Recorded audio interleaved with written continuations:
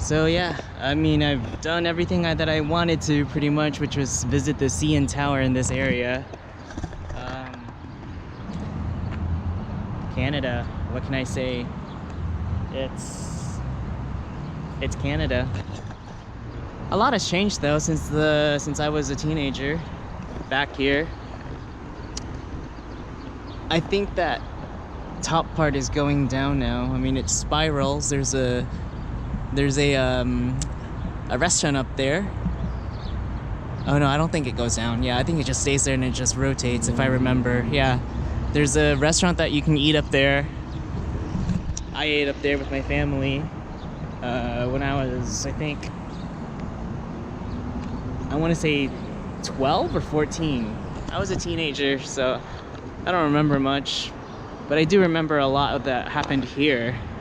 I don't remember about the experiences up there except for the food that I ate. Other than that, a lot here in Toronto, actually downtown Toronto, has developed. Canadians are still Canadians. They are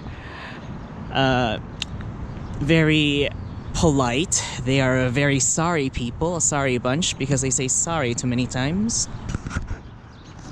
Which isn't a bad thing. It just gets annoying sometimes. But they are who they are. Pride is tomorrow. Toronto Pride is tomorrow. And that's why there's a lot of people here. Because apparently it's one of the biggest prides that Canada will ever have.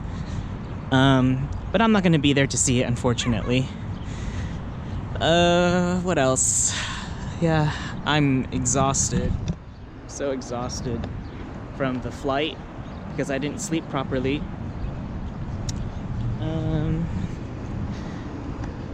But it is what it is with the flight. I mean, I paid a cheap flight for it.